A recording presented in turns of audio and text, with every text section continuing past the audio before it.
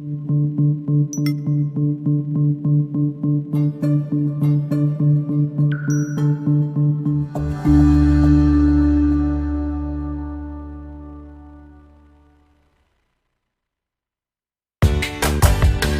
to our podcast, Doing It Right. This podcast reveals authentic stories from successful leaders doing it right. It's about their journey to become a leader, their choices, motivations, and lessons. In essence, how they built successful personal brands. Your host is Valerie Sokolowski, author of 8 leadership books and nationally known as an authority on executive presence and personal branding. Let's get started. Here's Valerie. Well, hi to you all out there, as we say in Dallas, Texas. This show is going to be a little different. You know, as I do keynote speeches and training programs across the country, I have begun asking people, and I am asking you, if you have someone you think ought to be on the show that you know is doing it right as a leader, you just need to let me know and I'll look into it. Well, I was talking to a gentleman here in Dallas that I was doing some coaching with, who happens to be in the studio today. I'll tell you about that in a minute. And he is an executive who's passionate about leadership. He is one at a senior level executive role at American Airlines. And we just were talking about the importance of creating leaders in our country who are doing it right and who are maintaining their values and who really do care about the people and all the things you know this show is about. And so that was the impetus of the young lady who is going to be on the show today. Amanda Landers is only 24 years old and happens to be Mark Lloyd's daughter. And as he was bragging about his daughter, he said, and at 24 years old, in her first leadership role, she received an emphatically impressive new award. So I want to welcome Amanda from Seattle, Washington. Amanda, hi. How are you this morning? I'm great, Valerie. How are you? Thanks for being on the show and all the chit-chat we had ahead of time about you. And I would love for you to start out and just tell us, at this young age, in this new role at Pan America Hospitality Hotels in Seattle, Washington, you won something that's, I think, incredible, and that's why you're on the show. Tell us about it. Yeah, so I was awarded Washington's Hospitality Leader of the Year Award in November of 2018. Feels like yesterday. So everyone could nominate whoever they wanted in the entire state of Washington in the hospitality industry, and one person received the award, and that one person was me. So, did you have any clue that this was even in the works? I had no idea at all. I was just head down doing my job, loving what I was doing. And then all of a sudden, I got pulled into our general manager's office and I was like, oh, here we go. What did I do? And they pulled up an email that said that I was nominated for an award. I was like, oh, that's amazing. They wanted me to go to this dinner, and they kept telling me, like, it's not for sure that you're going to get it. There's a lot of different people, but we want to go and support you. But my parents flew in and we bought a whole table for the hotel. And so I was so nervous that I wasn't going to get it. And then everyone was going to be there and witness me not getting it. And then it turns out that all along, everyone knew that I was getting the award. And they kept it a secret from me for a month and a half until finally my name was called at the dinner. It was great. That's congratulations. That's a big deal. Mark, how did you feel about your daughter at age 24? I mean, you're a senior leader. You've been doing this for many years. And here at 24, she wins an award right out of the block. It was crazy. I mean, certainly very proud of all my daughters. Yeah. Each one taking a different path in life. How many do you have? 3. 3 daughters. So Amanda was the one that stepped into the leadership role earliest, which is the way she's always done it in life. But it's fantastic to be recognized at the state level for doing it right. For doing it right, for sure. Yeah, absolutely. Couldn't be prouder. Well, I think the two of you look really alike. I'm seeing you here in the studio, and I'm seeing Amanda on the screen, and there's quite a resemblance there. Do all the daughters look like you, or is Mom in there anywhere? Certainly they have mom's hair. Most of them do. Thankfully for that, or we'd have bald daughters. I know in talking with you, before this and working with you, Mark, I know that you have done some incredible things in leadership, and I want to ask you in a moment about that. But back to Amanda. Amanda, what is it about this award and vetting you to even be nominated? What are the things that you had to do to win the award? What really I had to do was I had to show myself as a true leader. And I was nominated by my director of human resources. Unbeknownst to me, we've always kind of talked about, me just climbing up the ranks as fast as I could. I just moved to Seattle on a whim, got this job on a whim, and all of a sudden I became who I am. I don't know how it happened, but really it was just me saying yes to everything I could, trying to grow, trying to learn, and taking on multitudes of tasks that everyone was like, "Oh, slow down, girl, slow down." But I couldn't. I just wanted to keep going, and that's exactly what got me into this nomination, was because I wouldn't stop. I wouldn't stop learning, and I just wanted to keep growing. You've mentioned a couple of really interesting things, Amanda. As we talked, I always like to get from the person I'm interviewing the pearls of wisdom that you would give to anyone, and you've just said a couple of them. Say yes.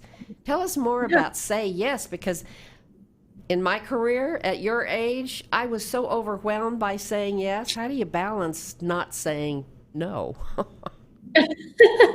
It's so hard, and especially with this generation, all the time people are saying work-life balance and make sure you're not taking on too much.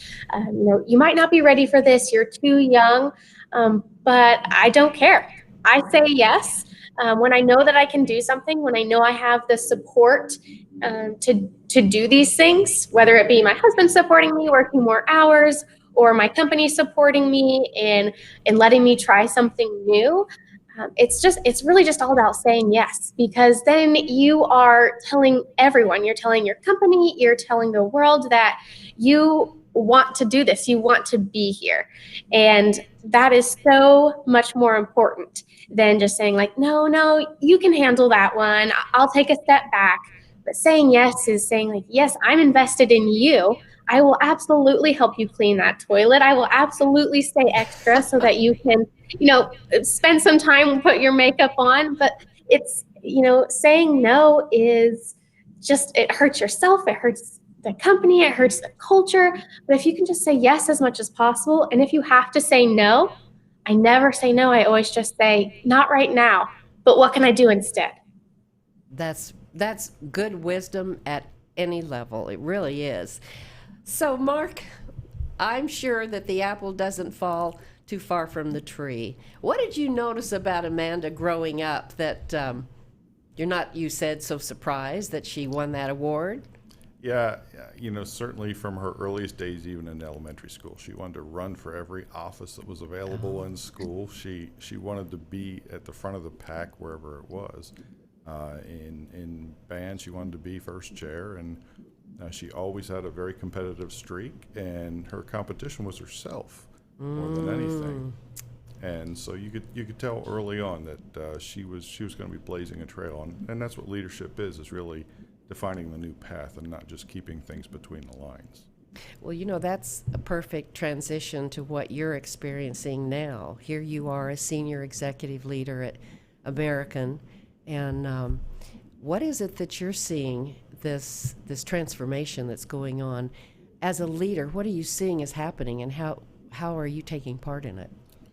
Well, certainly, since our merger, we're looking to really have a new focus on what the American Airlines brand is going to be all about. And we're really focused on caring for the employees, caring for the customers, and just creating a more caring environment. So it doesn't come with a recipe book of what to do. So we continue to try and see if things are working and adapt if they don't, and be agile enough to try something different if it's not working out for us very well.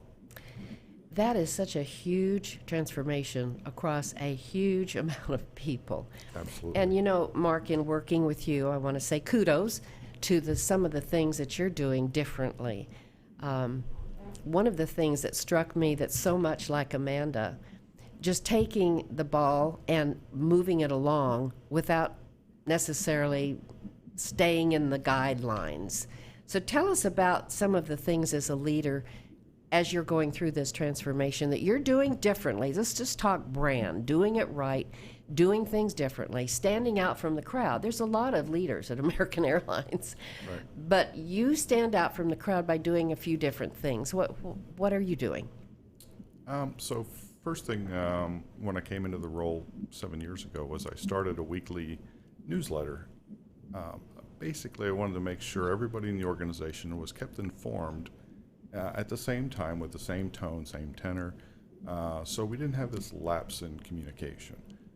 Because with the technology of email and other things, staying with the old methods of standard staff meetings and pass downs just was a very long, drawn-out process. So if I could reach out to the team at a personal level every week and let them know what's going on with our company, with our group, with individuals of the groups, some nice things that are happening, new births and those sort of things, it really creates a more family feel for the organization. Now, what is it you do at American Airlines, and how many people report to you? This team is how big? So I'm managing director of one of the engineering organizations, engineering services. So we have a very wide spread within the organization, everything from our 24/7 engineering group to our heavy maintenance engineering and records organization. So we maintain the aircraft throughout its life cycle, from taking them brand new from the factory to doing lease and sales. So it's a very dynamic organization. We have a lot of different agencies within the group, and I have right around 400 people right now. So the newsletter is not just a one-pager, is it? No, it's not necessarily a one-pager. It certainly is a couple hours worth of effort each week to make sure the employees are front and center. See, that's what I think is so interesting, that at a senior level, with the amount of tasks that you have, that you would even think about taking the time to write a newsletter, to give kudos to the team, to make sure they're getting, like you said, the information at the same time. That's something you've branded yourself. What do you call that newsletter? Group news. Group news. Well, that's what it is, isn't it? Yep. So Pretty easy. Well, I bring that up because, Amanda, back to you. When I called you, I thought this was another standpoint that says why you won this award. I called you, if you remember, and I asked you if you wanted to be on the show and so forth. And then I looked at your LinkedIn profile, which I always do. And there was a little bit up, but not a lot. And of course, in the branding work I do, that's one of the things that is really important. I make sure my clients have a fabulous LinkedIn summary. So what did I say to you, and what did you do? You said, Amanda, you got to get that done. And do it right. Let me do it. Yeah. And how long did it take you to respond to me? Well, a little longer than I'd hoped. It took about a month. It took about a month and a half, I feel like. And you wrote an incredible LinkedIn summary. So that just, again, standing out from the crowd, it's all about that at your young age. Amanda, if you were to look out, let's say, 20 years from now, what do you think you'll be doing? Gosh, that's a question I get asked so often, and I never really know. There's not an end point for me. There's not an end goal. Never in a million years would I have thought that I would be in this position right now. So I've just kind of opened my horizons. When I first started my degree, everyone was like, general manager is, where you're going to be. It's kind of your stopping point. But I feel like now general manager is not a stopping point for me. I really want to get into corporate hospitality, into the management companies and ownership companies, and really make a difference in multiple hotels and not just in one. Did you know that you wanted to be in hospitality? Because so many young people, as I'm talking with them across the country, often say, I'm not sure, I don't know what I want to do. They're in college and they're switching majors, and even out of college. I mean, even in careers, people say, I really didn't end up doing what I wanted to do. I think I'll change careers. So how did you go about figuring out to get into the hospitality industry? Well, when I was growing up, I wanted to be a teacher, a lawyer, a doctor. I wanted to be all the things that people want to be. And so in high school, I was dedicated to finding out what I wanted to do. So I took a teaching course and was like, oh, I love kids, but maybe not that much. I took a couple other courses in business, and I really never really found the right thing. I wanted to be a party planner one day, a lawyer. It was all over the place. And then I went to Oklahoma State University at a career fair, and there was this girl in a white coat, and she was talking about Disney World. And I was like, well, at least I can just go and work at Disney World because that's the happiest place on earth. And then I started talking to her about what her program actually was in hotel and restaurant administration. And when I started studying it more, I realized that it was everything that I wanted to do. It was planning. It was teaching people. It was talking to different people every day, getting to know them, getting to know their story, making people comfortable. And that's hotels. That's the industry. And so once I started my first job in hotels, I knew it was 100% for me. I lived right next door to the hotel, and I was there more often than not because I wanted to be there all the time. I didn't care if I was getting paid, which I was, but I wanted to be there. Well, now that you have some direct reports, how many do you have now? I have about 30 right now. So just about a month ago, I went from having 4 to having 30. Wow. Well, what's the hardest thing as a new manager about what you do? What's the hardest thing? Well, I think it's different for every manager, every leader. For me, the hardest part was my age. So everyone that I'm working with is around my age or even older than I am. And so making sure that they feel confident that I know what I'm doing, but also that I'm here for them. I'm not just here for the business. I'm not just here for the bottom line. I'm here to make sure that they are happy so that ultimately they can make our guests happy. But it is difficult to walk that line of, yes, I am young. Yes, you are older than me, but hey, you need to listen to me. Oh, where'd that come from, Dad? I have no idea. You said she's a twin and the bossy one? Yes, she's always been the bossy twin. Absolutely. What for you at this stage of your leadership is the hardest thing in leading? I think really it is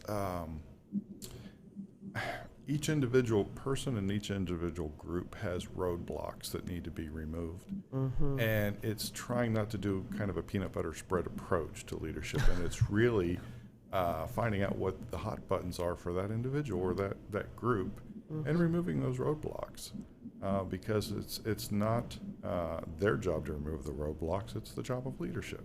Mm. And it's just identifying what it is. And oftentimes the culture can be that they assume nothing's going to change, so they don't bring it up. So it's a continual asking and defining what the roadblocks are and finding ways to remove them. Open communication, that's what you said earlier. Yeah. Amanda, do you have any questions for your dad? Dad, are you buying me lunch today? I expect a Venmo. Okay, I'll do that.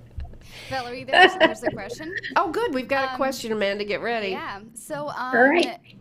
the outcome you were talking about, saying yes to, every situation that comes your way, and the question is about what was the outcome that kind of surprised you and kind of made you it was like an affirmation that you were doing the right thing by saying yes?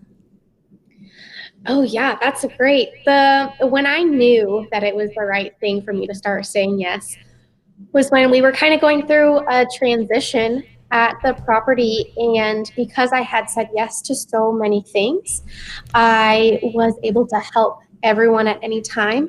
And when our general manager started, our corporate leader that I didn't even know my name came to me and was like, "I heard you're my go-to gal." I was like, "Yeah, that's right, I am." Wow. I love that, don't you? Yeah, I that's love pretty that. amazing. That's an awesome outcome to have. It's definitely an affirmation. Well, there's a book I often refer to. This isn't a plug, but kind of linchpin, and so what it's really saying is, what's a linchpin? Well, in leadership, it's someone that is the go. Amanda, you said it, is the go-to person that I can go to you, Amanda. In other words, and you'll either have the answer, or if you don't, you'll know where to get it. That's a linchpin, right? So tell us more about being a linchpin at the hotel there. What does that look like? It looks like a different thing every single day. So what it is, it's me just having to find my priorities. Do I do my job first, or do I help, accounting with their something, or do I help human resources with their something? It's really just always being around, always having my phone on me, always making sure that I'm answering questions or finding the answer. A lot of times it means working more than a teacher would sometimes here. Sometimes I spend 12 hours here and I just totally even forget how long it's even been. I forget that I haven't had lunch, but it doesn't bother me at all because I'm here and I know that I'm making a difference. Okay, so I'm going to ask you a question. Just yesterday, I was doing a webinar for UPS, and they are using my book, Monday Morning Leadership, for their leadership initiative. So I had all these people on the webinar, and they were asking questions about, these were all emerging leaders, they were asking questions about leadership. And one of the questions was this, Amanda, see what you would have said. It was a young lady who said, what do I do? I am a yes person. I do want to help everyone. I do have direct reports. And I'm getting overwhelmed because I'm saying yes. So her specific question was, some of people come to me and they want to have some professional development. And they're looking to me for that. And they want all these ideas and so forth. And so how do I balance? The point was, how do I balance taking time for everyone, which then is overwhelming for me in the work that I'm trying. Mark, do you get this? You get Absolutely. it too? Yes. Yeah? You might have some wisdom too. So let's see what Amanda says, and I'm going to ask you the same question. So it is that work-life balance. And let's face it, we're living in such a fast-paced world. And I don't know anyone that isn't doing tons of work, and it's only getting more. That's why it's called work. So that's my question. How do you balance really caring for your people and being there for them, but still having balance for yourself? Yeah, well, I might or might not be a type A personality. So I might have a few planners that I utilize. And every morning I sit down and I plan out my day. I said, what is the top thing that needs to get done? And then when something comes in the middle of the day and someone really needs me, what can I push around? What can I save until later? What can I save till tomorrow? Or what can I, have someone else do? Delegate something else to work on. And I really try and set strict boundaries. So I'll say, today I'm going home at 7 p.m. And everyone knows that today I'm going home at 7 p.m. But if you need me at 6:50, I'll be there. And, we'll do whatever we can. So really it's planning your time and, don't stress yourself out if you can't get everything done in a day. That's why we work 5 days a week, 6 days a week, because there's no job that you can get everything done in a single day. I think that's a good lesson right there. You just can't do it all the time. Things happen. I have my planner Yeah. and I've got it planned, and then something happens. Those were some really great pearls of wisdom already. Mark, what would you add to that? Balance. So one of the things that I like to do is whenever I'm meeting with one of my team members, or even someone outside my team who wants, say, some mentoring or something like that, the first session is more of a triage to find out what their true needs are. And then oftentimes what I'll do is I will really introduce them to one of my senior managers, perhaps, who is really excellent in the mentoring roles, and have them start the process and go through that, where they have a very defined 10, 12-week process of mentoring, and then taking it to the next level, because then you start to ascertain what their real interest is relative to, hey, I want to be mentored, but they don't know what it entails, to having a formal process and seeing if they want to go to the next level after they've been through the first levels. That's really so true. it's really using my team to my advantage to help the rest of the organization. And that takes getting to know each individual person, Correct. which you told me when we were working together. And you also talked, Mark, about consistency. Amanda, this is important too, right? Being a consistent leader. I mean, even the consistency in you writing this group news. You've written how many now? 399 this week. One more to hit 400. One more to get 400. And they come out every week. Every week on Saturday. And so guess what? Once you start that, you have to be consistent. Exactly. I cannot miss a day now. What does consistency mean, though, in a leader? What are we really talking about? Let's say I am saying to Amanda, a young emerging leader, you know, one of the things about leadership is always do it right by being consistent. So, Mark, talk to us about that. Consistency really represents predictability. So anybody who interfaces with you knows what you're going to react to, how you're going to react, and it will be that way each and every time. Because if you are inconsistent, it's going to demonstrate itself through your work output. It's going to demonstrate itself through the reactions you get from folks and the interactions you get. You know, it's so much about, thank you for that. It's so much about, again, what this show is about is authenticity. If you are up one day and down the next, or I walk into your office and I'm not sure what I'm going to get, and that happens a lot, doesn't it? Yes. So, I don't know, they can call it emotional intelligence, you can call it consistency, you can call it whatever, but being real and showing up the same way every day so you're not scaring people. It's about having control of your emotions and really There you go. being composed. In fact, Amanda's husband is working with one of his professors, and he's authored a book on being composed as a leader. Really? So, not to put a plug in for his book, but you know. Being composed. Well, and I that's interesting. I use the words grace under fire, and that's not easy.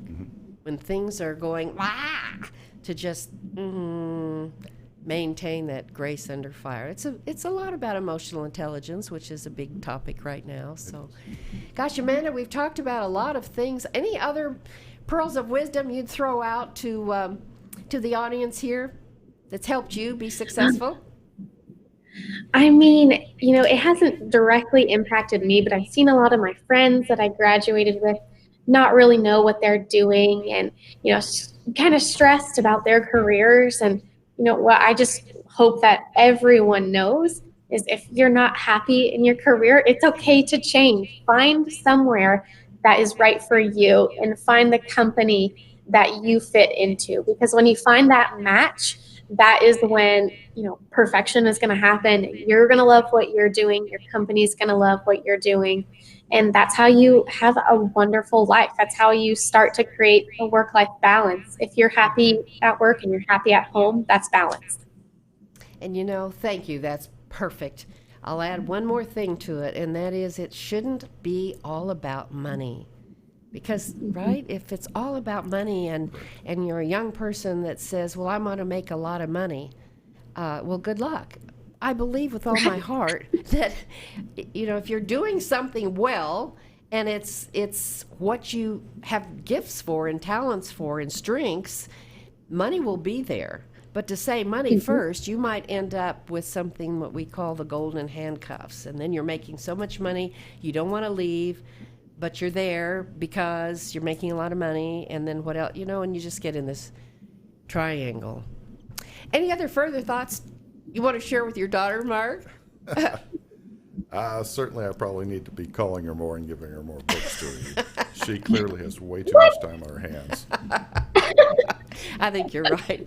Amanda, Mark, it's been such fun to have you both on the show. This happened kind of organically, and I think it's been great fun. And so I'm going to ask, in closing, again, you listeners, if there's someone that you know that is doing things right at a level that is impacting a lot of people, we need to talk to them. We need to hear from them. So you just email me at Valerie, Valerie, at valerieandcompany.com. That's Valerie at valerieandcompany.com. And don't forget to sign up for our monthly, quick, inspiring, and pithy newsletters called Valerie's Voice. You can get to that by going to the website valerieandcompany.com. Until next time, stay authentic and do it right. Thanks for listening. To receive Valerie's Voice, free monthly leadership tips, and to learn more about her leadership programs and coaching, visit her website, valerieandcompany.com. Next week, we'll be here again to inspire, engage, and equip you with teachable points of view from successful leaders who have been doing it right. Until then, lead authentically.